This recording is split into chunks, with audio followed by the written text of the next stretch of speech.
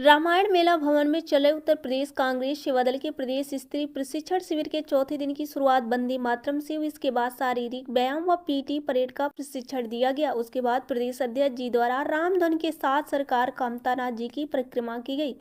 सुबह 10 बजे प्रदेश कांग्रेस अध्यक्ष श्री अजय राय जी के द्वारा ध्वजारोहण किया गया। अजय राय जी ने धर्म की नगरी व वैचारिक रूप से सेवा दल के कार्यकर्ताओं को धर्म युद्ध के लिए तैयार करने का आह्वान किया।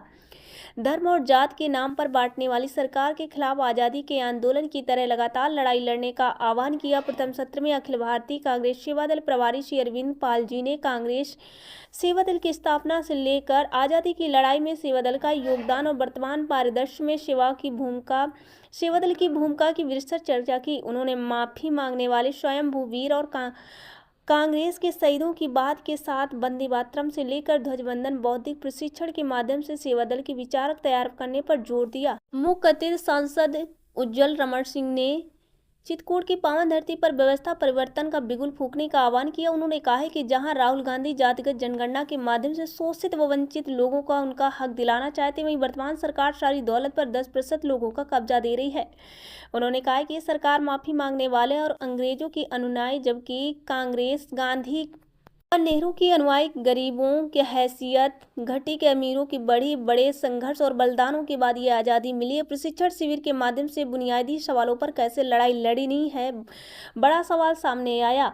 राहुल गांधी की लड़ाई से सारी तरफ बौखलाहट है। ये वही लोग हैं जो संविधान सामाजिक संरचना की खत्म कर समाज को बांटकर गुलाम बनाना चाहते हैं। किसान समर्थन मूल्य मांगता है तो लाठी मिलती है, नौजवान रोजगार की बात करता है तो लाठी मिलती है, पर्चे आउट, नौकरियां सिर्फ कॉन्ट्रैक्ट पर ताकि कोई आंदोलन न कर सके। इस व्यवस्था परिवर्तन के लिए खिलाफ सेवा दल को लड़ाई का संकल्प लेना होगा।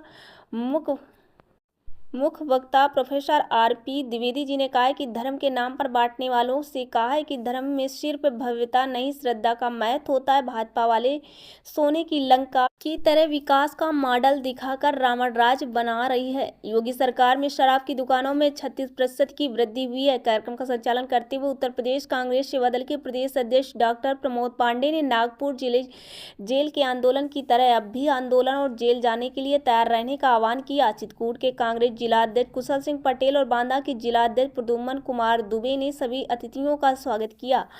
पूर्व प्रदेश महासचिव कांग्रेस पुष्पेंद्र सिंह जी ने कामतानाथ स्वामी की प्रतिमा देकर माननीय सांसद श्री उज्जवल रमन जी का स्वागत किया। लक्ष्मी नारायण दीक्षित, पंकज मिश्रा, रंजना बाराती, लाल पांडे, चुनवाद प्रसाद, राम दत्त मिश्रा, गज्जू प्रसाद, फौजी, कुलदीप मिश्रा, विजय मणि त्रिपाठी सहित अधिक संख्या में कांग्रेसी जन उपस्थित रहे। मंडल प्रभारी गंगा प्रसाद करवरिया की रिपोर्ट। आप खाली मंदिर और मस्जिद पूरा करते हो, खाली हिंदू और मुसलमान की लड़ाई लड़ाना चाहते हो, खाली बेटा परस्त बातें करना चाहते हो। कहीं न कहीं मोहब्बत की दुकान की बात जो राहुल गांधी जी ने कही उसको याद रखना साथियों। उसी से एक बड़ा संदेश निकल के जाएगा। मंदिर मस्जिद से देश का कल्याण होने वाला नहीं है। इस देश के बुनियादी मुद्दों पर बात करनी पड़ेगी। बुनियादी सवाल पर हमको आप लोगों को खड़ा होना पड़ेगा। बुनियादी सवाल है महंगाई है, बेरोजगारी है, वंचित शोषित समाज के लोगों को राहुल गांधी जी ने कहा है कि हम जातिगत जनगणना की बात करते हैं, हम जातिगत जनगणना के आभार, सभी का अभिनंदन और विशेष रूप से धन्यवाद डॉक्टर प्रमोद पांडे जी का कि आज आपने इस कार्यक्रम में मुझे यहाँ आने का एक अवसर दिया। 19 जेल में जिसकी शुरुआत की गई, निश्चित तौर से एक उद्देश्य था, एक मन में संकल्प था, एक संरचना थी। वो संरचना देश को कैसे आजाद कराया जाए और देश में जो जुल्मी ताकतें हैं, देश में जो एक निरंकुश शासन था, देश में जो एक आतताई सरकार थी, उस सरकार से कैसे निजात दिलाई जा सके। जिस समय देश का माहौल एक ऐसा था जहां बड़े बड़े लोग एक माफीनामा लेकर घूमा करते थे, अंग्रेजों के सामने जाया करते थे और उनके सामने शीश नवाकर कहीं न कहीं अपने आप का समर्पण करते थे, जिससे हमारा आंदोलन कमजोर होता था। जो आज़ादी का आंदोलन था, जिसकी नींव जिसकी लड़ाई, जिसकी संरचना कांग्रेस पार्टी और महात्मा गांधी से लेकर नेहरू जी से लेकर सारे स्वतंत्रता संग्रामियों सेनानियों ने जो लड़ी, निश्चित तौर से नागपुर जेल में गांधी जी, नेहरू जी जैसे लोगों ने इसको मूल रूप से इसकी आहुति दे दी। उनसे नहीं सीखा, उन बलिदानियों के खून से नहीं सीखा, अशफाकुल्लाह, भगत सिंह और सुखदेव जैसे लोगों से नहीं सीखा, उन्होंने अंग्रेजों से सीख ली है। ये अंग्रेजों से सीख लेकर चलने वाले लोग हैं। इसलिए मैं कहना चाहता हूँ, जिस तरीके का कृत्य आज सरकारें जो चल रही है वो किसके इशारों पर चलती हैं? वो पूंजीपतियों के इशारे पर चलती हैं। अगर उसके खिलाफ हमारे नेता आंदोलन करते हैं तो उसको उनको झूठे मनगढ़ंत और मुकदमों में फंसाने की साजिश और षड्यंत्र किया जाता है, तो ये फिर हमको याद कराती है उसी अंग्रेजों के शासन की। ऐसा कृत्य वही करते थे, ऐसे कृत्य में लिप्त अंग्रेजों के जमाने में भी थे। जब स्वतंत्रता संग्राम के लिए नौजवान लड़का निकलता था तो फर्जी मुकदमे में भगत सिंह के सामने भी मौका था, कहा गया कि आप छोड़ दो। उन्होंने कहा फांसी का फंदा चूम लेंगे लेकिन अपना गर्दन कटा देंगे, लेकिन झुकना मंजूर नहीं है। इसी के लिए मैं कहना चाहता हूं, आज आपको समय आ गया है। जिस तरीके से राहुल गांधी जी नेता विपक्ष लोकसभा पर मुकदमा, जिस तरीके से भारतीय जनता पार्टी का आचरण चरित्र दिखलाई पड़ता है, जो लोग वर्तमान में सरकार में हैं, मैं तो कहना चाहता हूं, एक कारपोरेट घराने को बचाने के लिए क्या संसद का इतना समय व्यर्थ किया जाए? इतना समय संसद का व्यर्थ जाता है। इतने जहां पर चर्चा होनी चाहिए, जहां पर लोगों के मुद्दों को आवाज मिलती है, उठाने का मौका मिलना चाहिए। अम्बेडकर का नाम एक फैशन की तरह लिया जाता है। यही बोला ना, यही बोला उनके मन की मंसूबा क्या थी। जो लोग संविधान को दिखावे के लिए माथे पर लगाते हैं, जो लोग संविधान को माथे पर दिखावे के लिए लगाते हैं, कहीं इस ओर इशारा करते हैं कि उनका संविधान में विश्वास नहीं है। जिस तरीके की भाषा, जिस तरीके का अपमान, जिस तरीके की सोच उजागर हुई, ये असली चाल चरित्र और चेहरा है भारतीय जनता पार्टी का। जो लोग सरकार में हैं वो चेहरा है, उस चेहरे को छुपाने के लिए आज आरोप, कैसे मनगढ़ंत, कैसे साजिश और षड्यंत्र नेता विपक्ष के ऊपर। आप अपनी नाकामयाबी को छिपाने के लिए आप जनता का दुख दर्द नहीं समझते, आप जनता की परेशानी नहीं समझते, जनता के मन में क्या है वो नहीं समझते। आप खाली मंदिर और मस्जिद हुआ करते हो, खाली हिंदू और मुसलमान की लड़ाई लड़ाना चाहते हो, खाली फिरका परस्त बातें करना चाहते हो। कहीं न कहीं मोहब्बत की दुकान की बात जो राहुल गांधी जी ने कही, उसको याद रखना साथियों। उसी से एक बड़ा संदेश निकल के जाएगा। मंदिर मस्जिद से देश का कल्याण होने वाला नहीं है। इस देश के बुनियादी मुद्दों पर बात करनी पड़ेगी। बुनियादी सवाल पर हमको आप लोगों को खड़ा होना पड़ेगा। बुनियादी सवाल है महंगाई है, बेरोजगारी है, वंचित शोषित समाज के लोगों को राहुल गांधी जी ने कहा है कि हम जातिगत जनगणना की बात करते हैं। हम जातिगत जनगणना के माध्यम से हम लोगों के बीच उस आवाज को उठाने का काम राहुल गांधी जी ने जो पूरे देश, पता नहीं गांव के मन में लोगों में ये एक भय है कि हमारे वोट का जो अधिकार है उसको भी छीनने का प्रयास भारतीय जनता पार्टी या वर्तमान सरकार कर रही है। ये बड़ा खतरा हम लोगों के ऊपर मंडरा रहा है। इसको आपको समझने की जरूरत है, लोगों को समझाने की जरूरत है। इस सरकार को उखाड़ फेंक कर कभी हम दम लेंगे, कभी हम आखिरी सांस तक हम बैठेंगे नहीं, लेकिन विचारों की क्रांति गांधीवादी तरीके से इस लड़ाई को लड़ते रहेंगे। इसलिए मैं अपने साथियों से कहना चाहूंगा कि अब इनका अंत का वक्त आ गया है। और मैं तो प्रमोद पांडे जी से कहूंगा कि प्रयागराज की धरती पर आप हर वर्ष, चाहे हमारे कुंभ हो, चाहे अर्ध कुंभ हो और चाहे माघ मेला हो, मैं तो बचपन से यहाँ तक बड़ा हुआ और मैंने आपके सेवा दल के शिविर को देखा है।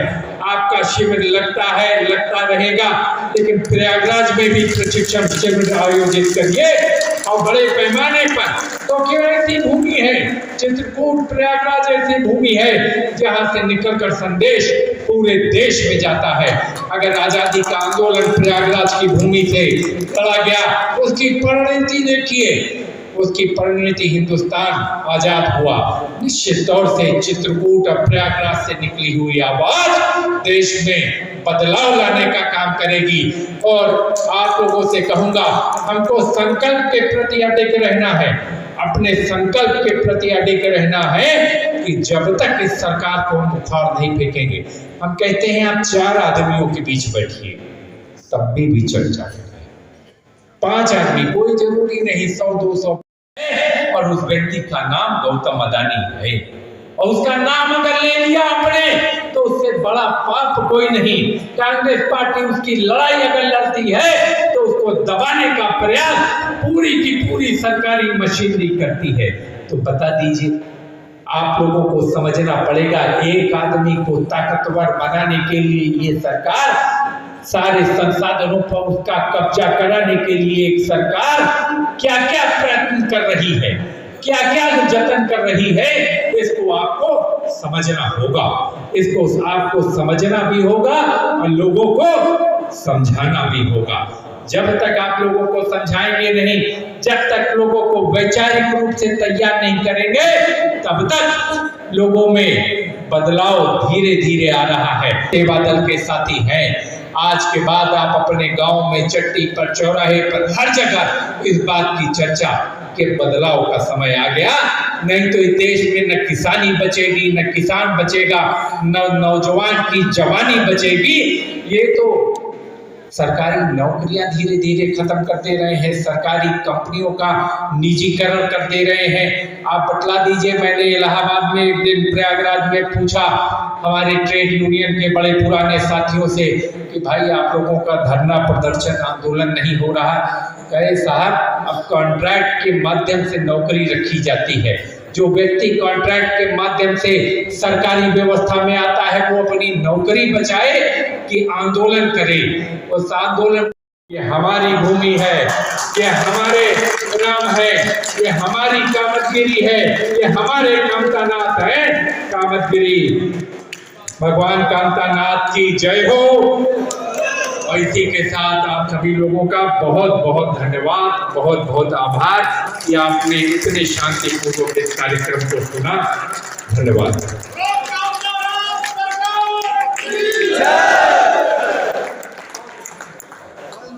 आंदोलन के गर्भ से पैदा हुई है, और जब हम आंदोलन से विमुख हो जाएंगे तो गुलामी की ओर जाएंगे। इसलिए आंदोलन का ही रुख सर्वसे अच्छा है।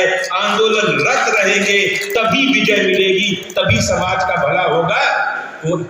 मुनव्वर राणा ने भगत सिंह पर एक जगह लिखा था कि पुराने दर्द की शाखों पर फूल आते हैं, पुराने दर्द की शाखों पर फूल आते हैं, हटो हटो मेरे रसूल आते हैं, और है इम्तिहान में शामिल अगर ये झूला, है इम्तिहान में शामिल अगर ये झूला, तो हम फांसी के फंदे पर भी झूल आते हैं। चलेगी गोली अगर अजय राय के ऊपर, जिसको हम शुद्ध भाषा में बनारसी और इलाहाबाद की भाषा में कहें, ठिउना रख के दबा दिया गया, लेकिन वो मर्द उठ के खड़ा हुआ। क्यों खड़ा हुआ? क्योंकि उसके पीछे सेवा दल और उज्जवल रमण सिंह की भी ताकत थी। इसलिए ताकत थी, उस ताकत के साथ हम भी आग बन के बरसे, कहर बन के बरसे उनके ऊपर, और कांग्रेस को पुनः लाल किले की प्राचीर पर झंडा फहराने के लिए हम सब आगे बढ़े। आदरणीय उज्जवल रमण सिंह जी आप आए, मैं दिल की गहराइयों से आपका अभिनंदन और स्वागत और वंदन करते हुए मैं आपको बहुत बहुत शुक्रिया अदा करता हूँ। बहुत बहुत शुक्रिया आपका। और आपको जाना भी है ना? हाँ, मैं आप हमारे सेवा दल के साथी यही बैठे रहेंगे। 2 मिनट के लिए मैं आपको बाहर तक छोड़ने जाऊंगा। आप लोग एकदम यही बैठे, लेकिन केवल अपने स्थान से खड़े होकर तालियां बजाते रहिए, बस तालियां बजाते रहिए। मैं आपको विदा करूंगा अपनी परंपरा के अनुसार, फिर हम लोग फिर आते हैं। इजाजत है ना? खड़े हो जाइए बस। और मिलते रहेंगे, मिलते रहेंगे, मिलते रहेंगे, कैलाश शर्मा जी वरना 1959 में कांग्रेस का अधिवेशन हो रहा था, पंडित जवाहरलाल नेहरू प्रधानमंत्री थे और अधिवेशन स्थल पर जाने के लिए आगे बढ़े, कांग्रेस सेवा दल के शर्मा जी ने रोक लिया, नहीं जा सकते आप अंदर। नेहरू ने कहा तुम मुझे पहचानते नहीं हो? कहा पहचानता हूं आपको, आप हिंदुस्तान के प्रधानमंत्री हैं, लेकिन आपके पास वो बैज नहीं है जिस बैज को लगाकर आप अंदर प्रवेश कर सकते हैं। पहले बैज लगाइए तब अंदर जाइए। पंडित नेहरू ने अपने विकास संस्करण में लिखा है कांग्रेस सेवा दल इतना बड़ा अनुशासन है कि प्रधानमंत्री को रोक सकता है। अगर ऐसा अनुशासन बनेगा तब देश बनेगा। तो आप उस कांग्रेस सेवा दल के सिपाही हैं, आपको गर्व होना चाहिए कि हमने क्या काम किया। मित्रों, उगलती है जब हिंसा आगे उगलती है। आप लीजिएगा भाई।